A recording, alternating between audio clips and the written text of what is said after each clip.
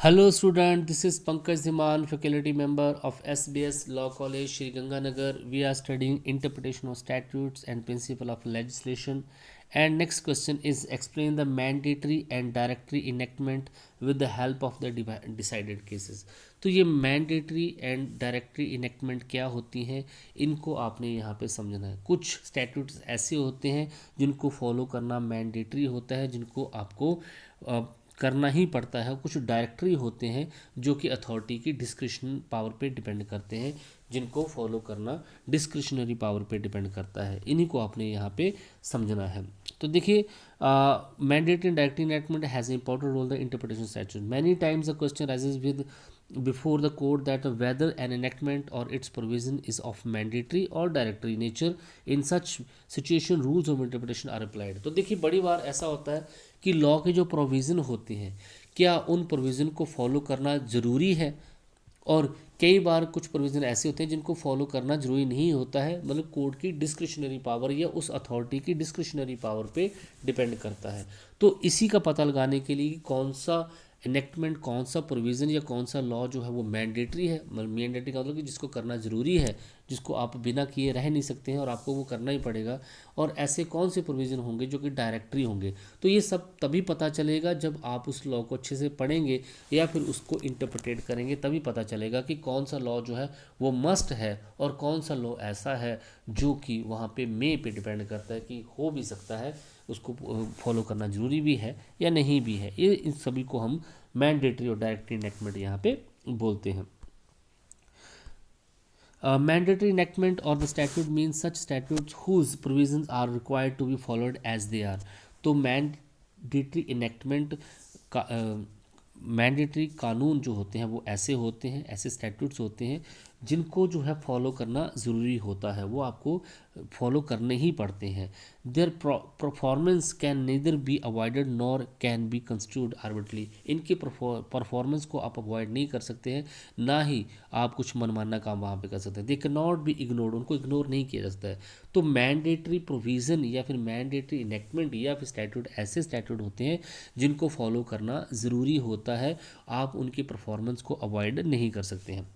Whereas directory enactment means such enactment which or whose provisions are not required to be followed as they are. लेकिन directory enactment या directory statutes वो enactment होती हैं, वो statutes हैं जिनके provision को फॉलो करना जरूरी नहीं होता है। देयर परफॉर्मेंस और non performance depend upon the discretion. इनकी परफॉर्मेंस या इनकी नॉन परफॉर्मेंस जो है डिस्क्रिशन आप पे ही डिपेंड करती है। और non performance such enactment no sanction could be impose. अगर आप डायरेक्टली एनैक्टमेंट को फॉलो नहीं करेंगे तो उनकी नो सैंक्शन कुड बी, कोई सैंक्शन आप पे नहीं लगाए जा सकते हैं। लेकिन मैंडेटरी जो होते हैं अगर आप उनको इग्नोर करते हैं तो वहाँ पे पनिशमेंट हो सकती है। Thus, performance of mandatory enactment is a legal binding, whereas the performance of directory enactment is a voluntary, optional and discretional.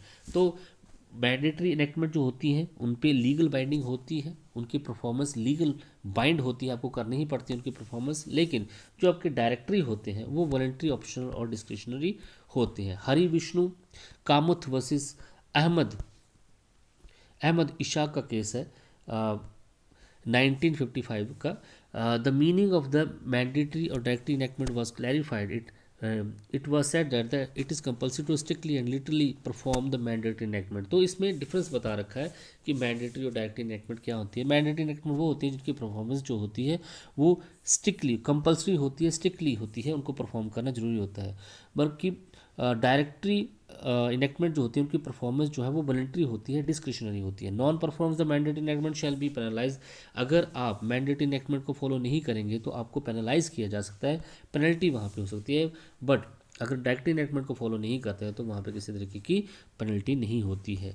Jagannath versus Jaswant Singh AR 1954 Supreme court का केस है। Both type of enactment were defined while held that those enactment which not be followed compulsory are mandatory. जिनको compulsory follow करना है वो mandatory enactment है, और जिनको compulsory follow नहीं करना है उनको हम डायरेक्टरी इनेक्टमेंट बोलते हैं। Punjab cooperative bank limited Amritsar versus commission of income tax cases में ही बोला गया, प्रीवी काउंसिल ने यही बोला AR 1940 में। Privy council held that the mandatory enactment are capable of being strictly follow mandatory enactment ऐसे होती हैं जिनको स्ट्रिक्टली फॉलो किया जा सकता है, लेकिन डायरेक्ट इनेक्टमेंट ऐसे होते हैं जिनको स्ट्रिक्टली फॉलो नहीं किया जाता है जनरली। इस तरीके से mandatory enactment requires compulsory performance, order pass, ignoring it shall be void ab initio. Swapna Kumar versus Subhash Chandra case में बोला कि मैंडेटरी इनेक्टमेंट वो इनेक्टमेंट होते हैं जिनको उनकी परफॉर्मेंस कंपल्सरी होती है, जो ऑर्डर पास किए गए हैं अगर उनको इग्नोर करते हैं तो वो सारे एब एन इशू वाइड हो जाते हैं। रूल्स ऑफ इंटरप्रिटेशन क्या है? तो जब भी आप किसी भी प्रोविज़न को एज अ मैंडेटरी प्रोविज़न या फिर डायरेक्टरी प्रोविज़न के थ्रू इंटरप्रिटेट करें तो क्या आपको रूल फॉलो करने होते हैं? There are no establish rule of principle for determining the nature of the statute of mandatory और डायरेक्टरी। अला कोई भी रूल ऐसा नहीं है जिससे ये पता लगाया जा सके कि कौन सा जो है स्टैट्यूट मैंडेटरी है और कौन सा डायरेक्टरी है। इससे किस तरीके से उसके नेचर का पता लगाया जा सके, इससे रिलेटेड को रूल्स और प्रिंसिपल हमारे पास नहीं है। बट इन दो चीज़ों पे डिपेंड करता है। आपको क्या देखना है? Language of the statute of the enactment, उस स्टैट्यूट की, उस इनेक्टमेंट की, उस कानून की लैंग्वेज कैसी है, भाषा कैसी है और उसकी क्या सेंस दे रही है कि वो काम करना ही करना है, मैंडेटरी उस प्रोविजन को फॉलो करना या नहीं है। इस तरीके से उसकी लैंग्वेज होनी चाहिए। दूसरा, इंटेंशन ऑफ द लॉ, उस कानून का आशय क्या है। इन दोनों चीज़ों को डायरेक्टली डीपली पढ़ के आप पता लगा सकते हैं कि कौन सा स्टैट्यूट या इनेक्टमेंट जो है वो मैंडेटरी है और कौन सा स्टैट्यूट इनेक्टमेंट ऐसे है जो कि डायरेक्टरी है। Nasiruddin versus Sitaram Agarwal AI 2003 supreme court का केस है। Supreme court also decided that the mandatory or directory nature of the statute could be determined by 2 points: language of the statute and intention of the legislature। तो कौन सा statute mandatory है और कौन सा statute directory है, इसका पता लगाने के लिए आपको दो चीज़ों का ध्यान रखना है। आपको उस स्टैट्यूट की लैंग्वेज को पढ़ना है और लेजिस्लेचर का ऑब्जेक्ट क्या है, इसको पढ़ के आप पता लगा सकते हैं कि कौन सा प्रोविज़न, कौन सा स्टैट्यूट उस एक्ट का मैंडेटरी है या फिर डायरेक्टरी है। एक और बहुत ही इंपॉर्टेंट केस जहाँ पे चंद्रिका प्रसाद यादव से state of Bihar AI 2004 supreme court case है। Supreme court held that the nature of any statute could be determine from the purpose and object. किसी भी कानून की जो प्रकृति है उसको समझा जा सकता है उसके पर्पस से, उसके ऑब्जेक्ट से। In respect to the performance the statute following words are used. किसी स्टैट्यूट की परफॉर्मेंस से रिलेटेड जो वर्ड यूज़ होते हैं उनसे पता लगाया जा सकता है। शैल है, मे है, मस्ट है, it shall be lawful and as he deem fit. ऐसे वर्ड्स हैं जिससे उस प्रोविज़न की नेचर का पता लगाया जा सकता है कि वो मैंडेटरी हैं या फिर वो जो है आपके पास डायरेक्टरी हैं। These words also be understood in their natural sense while construing also the intention of legislature should be kept in mind. तो जब इन वर्ड्स को पढ़ा जाए तो उनका नेचुरल मीनिंग निकाल के इंटेंशन जो है लेजिस्लेचर को ध्यान में रख के इनकी कंस्ट्रक्शन जो है की जानी चाहिए। देखिए Manoranjan Das versus state of West Bengal का केस है एयर 1998 का। Kolkata high court said that there constitutional powers has been provided to anybody under an act, their such powers should be used or materialize the intention of the legislature। तो constitution power जिस body को दे रखी है वही उनका मिटरलाइज use करेगा intention of legislature के according. Similarly, any decision or determination should be understood in the same sense in which it is passed, not in that sense to how it passed। तो उसी sense में जो है किसी statute को देखा जाना चाहिए जिस सेंस में वो पास हुआ है, उसको कैसे पास किया गया उस सेंस में उसको नहीं देखना चाहिए। तो ये कुछ वर्ड हैं, इनको बहुत इंपॉर्टेंट यहाँ पे कि अगर किसी प्रोविज़न में शैल का यूज़ हुआ है, मे का यूज़ हुआ है, मस्ट का यूज़ हुआ है, इट शैल बी लॉफुल या फिर as he deem fit word use हुए हैं, तो हम उस प्रोविज़न या उस लॉ के उस प्रोविज़न की नेचर का पता लगा सकते हैं कि वो मैंडेटरी है या फिर वो जो आपके पास डायरेक्टरी है। अगर किसी प्रोविज़न में शेल वर्ड यूज़ हुआ है तो देखिए statute mainly uses 2 type of word. Generally कानून में 2 तरीके के वर्ड यूज करते हैं, शेल और may. When any statute use the shall then it shall be construed firstly as a mandatory provision. तो ये साफ बता रखा है कि अगर किसी प्रोविजन में शेल वर्ड यूज हुआ है तो इसका मतलब ये होता है कि वो जो प्रोविजन है वो मैंडेटरी है। स्टेट ऑफ उत्तर प्रदेश बसी बाबूराम के केस में अगर आप ग्रामेटिकली मीन भी देखें तो शेल का मीन्स क्या होता है, करना होगा या करना पड़ेगा, इस तरीके से सेंस आती है, तो ये मैंडेटरी हो जाते हैं। इस दूसरा है शरीफुद्दीन वर्सेस अब्दुल गनी के केसेस में भी यही बोला कि supreme court said while interpreting the word shall the intention of legislation should be considered and to know the intention of the legislature content imagination of statute should be considered. तो जब भी जो है शेल वर्ड को जो है interpreted करने की जरूरत होती है तो लेजिस्लेचर की इंटेंशन देखना जरूरी है। और शेल जो है जनरली जो है आपको पता है मैंडेटरी फॉर्म में ही जनरली आता है। इसी तरीके से state of Madhya Pradesh, state of Bharat finance company AIR 1967 supreme court में यही बोला गया, it was said that it is necessary that the word shall always be mandatory.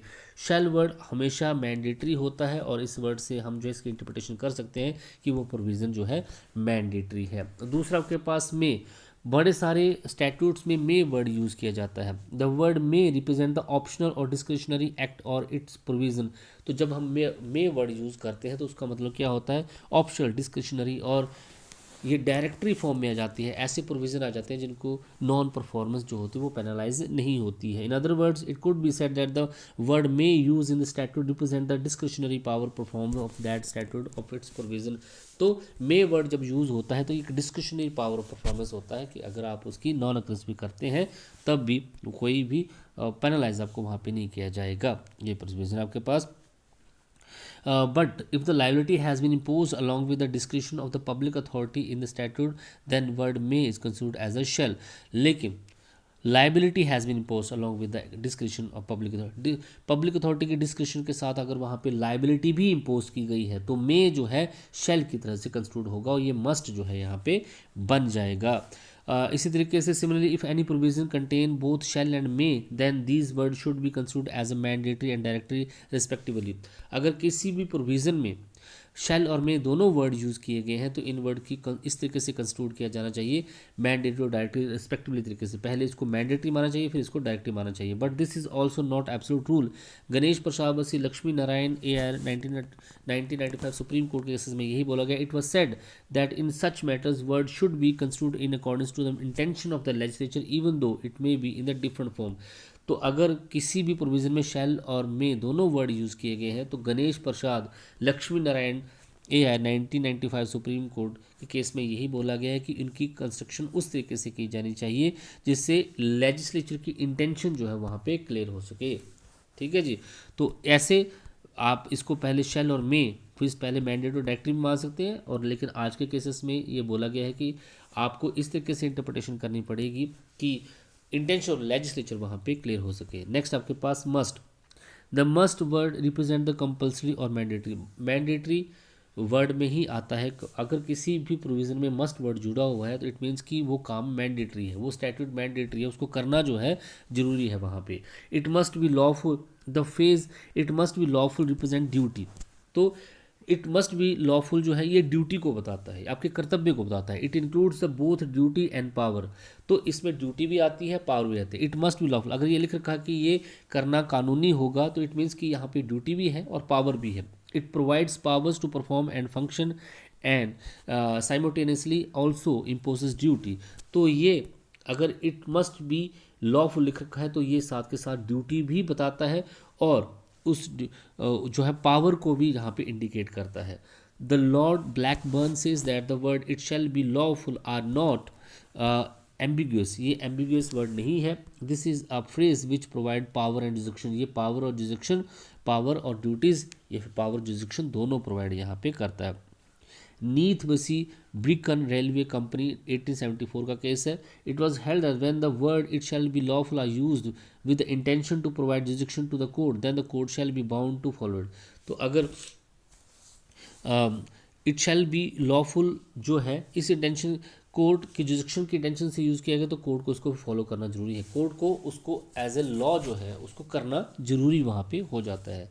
As he deem fit, the expression as he deem fit represent the discretionary power to do an act. ये authority के पास power होती है कि वो किसी काम को कैसे करता है, एज इट जैसे उसको अच्छा लगे। इसका मतलब होता है जैसे उसको अच्छा लगे।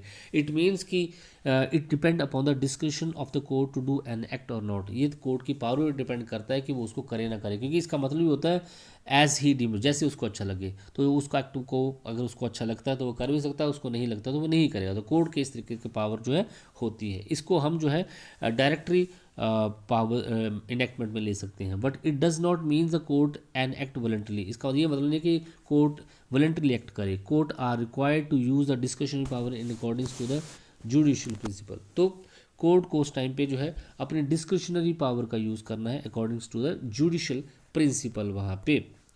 Nature of the procedure provision, तो जो प्रोसीजर प्रोविजन होते हैं उनकी प्रकृति कैसी होती है, नेचर कैसी होती है। Generally procedure provision are considered of directory nature. तो जितने भी आपके पास प्रोसीजरल प्रोविजन होते हैं, जो प्रोसीजरल लॉ आपके पास होते हैं, उनकी नेचर हमेशा डायरेक्टरी होती है। ये कोड पे डिपेंड करता है कि किसी प्रोविज़न को वो फॉलो करे या ना करे। और nature provided that intentional license is not otherwise, but it is also not an absolute rule principle provision regarding the procedure can be mandatory also। लेकिन कई बार जो है प्रोसीजरल प्रोविजन जो होते हैं ये मैंडेटरी भी हो सकते हैं, लेकिन जनरली इनको जो है डायरेक्टरी नेचर मिल जाता है। ये कोड पे डिपेंड करता है कि कौन सा प्रोविजन जो है किस तरीके से लागू करा जाना चाहिए। Nature of time of related provision, where there is a provision of performing an act within a certain time period there is shall be considered to be mandatory। अगर कोई प्रोविज़न जो है उसकी परफॉर्मेंस जो है विद इन टाइम पीरियड करनी है तो फिर ये एक मैंडेटरी नेचर का प्रोविज़न बन जाता है कि उस टाइम के अंदर आपको करना ही है। In other words it can be said where time is essence of the contract there such provision are mandatory nature. अगर किसी कॉन्ट्रैक्ट से रिलेटेड टाइम लिमिट वहाँ पे सेट है तो एक मैंडेटरी नेचर बन जाता है क्योंकि उसको उस काम के अंदर करना ही करना होता है। भावनगर यूनिवर्सिटी बसी पाली दाता शुगर मिल्स लिमिटेड का केस है। It was held that there is a limitation to do an act and its consequences has been express the such provision should be deemed mandatory. तो अगर कोई ऐसा एक्ट जिसको लिमिट कर रखा है कि उसको कितनी लिमिट में करना है, उसके परिणाम क्या निकलेंगे, तो ये एक मैंडेटरी प्रोविज़न वहाँ पे बन जाता है। But if the legislature intend to completion of an act with a definite time period then mention its required to provide in the statute. अगर कोई काम जो है एक डेफिनेट टाइम के अंदर किया जाना है तो उसका जिक्र वहाँ पे किया जाना चाहिए और ये मैंडेटरी नेचर का जो है इनेक्टमेंट यहाँ पे बन जाएगी। तो ये है आपके पास question. Thank you so much.